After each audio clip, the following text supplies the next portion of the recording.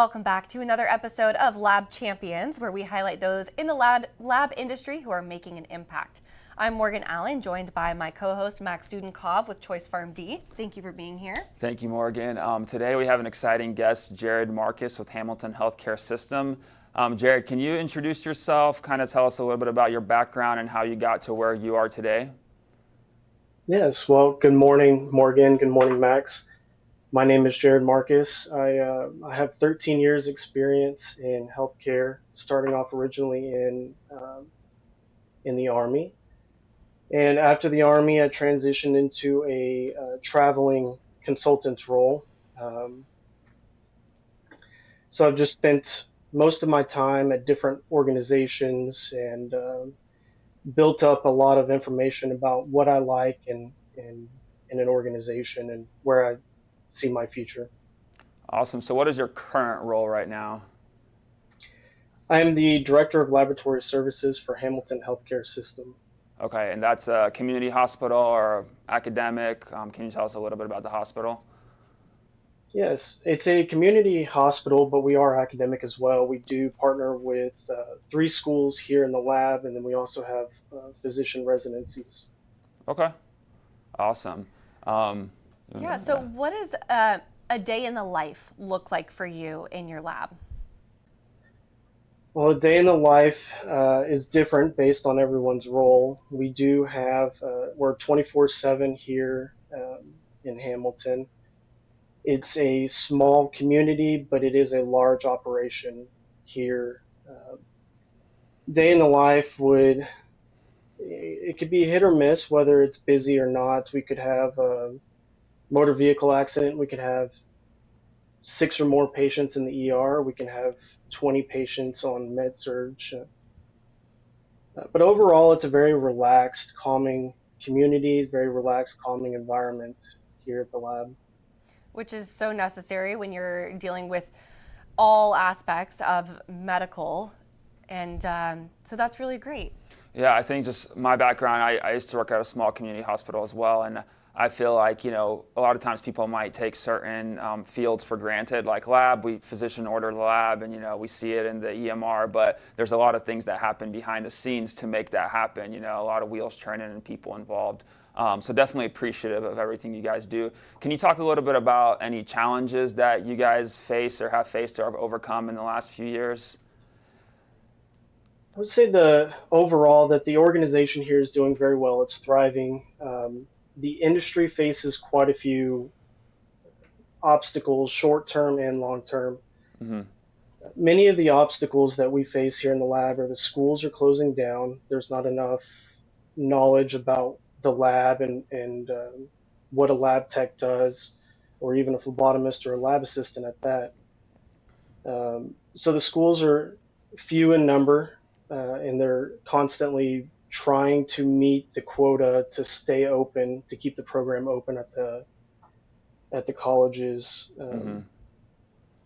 Another thing that we would face is AI. AI is coming around and it's taking over all the industries. Lab is not the exception. A lot of our machines are more efficient than they used to be 13 years ago.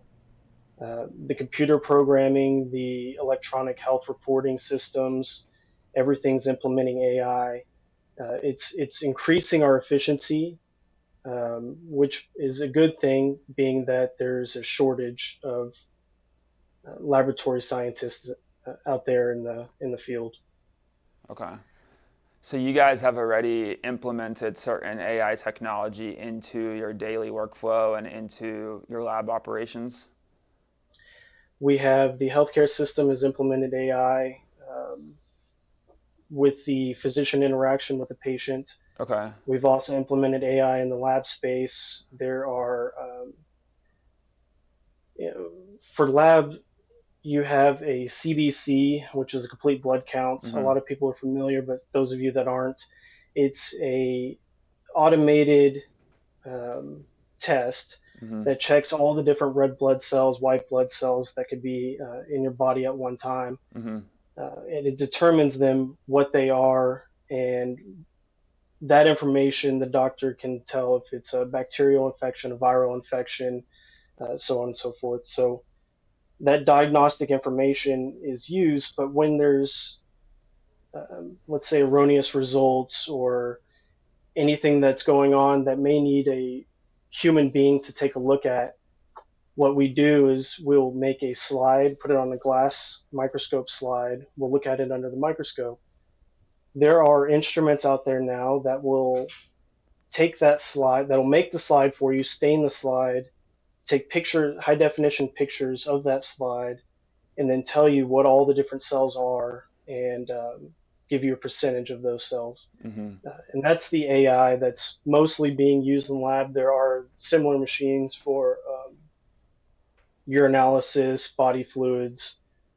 But yeah, it's automation is everywhere in the lab, and I heavily believe that's technology just being implemented, coming up with new things, but it's also being driven by the shortage of staff and personnel out there. Interesting. It is absolutely incredible how fast everything can change and grow with pulling in new technologies and AI. So what are some of the things that you're most excited to see as the industry continues to grow and adapt?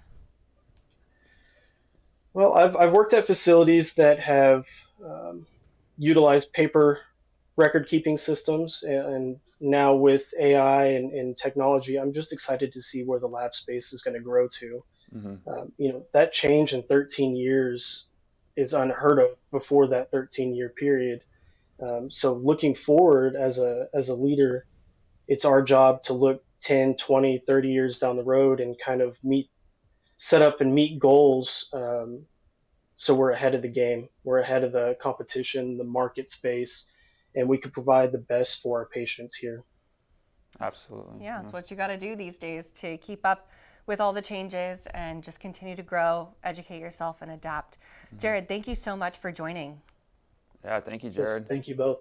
Yeah, and viewers, thank you for tuning in to another episode. If you want more information, head on over to industrychamps.com and we have it right there. We'll see you in the next episode of Lab Champions.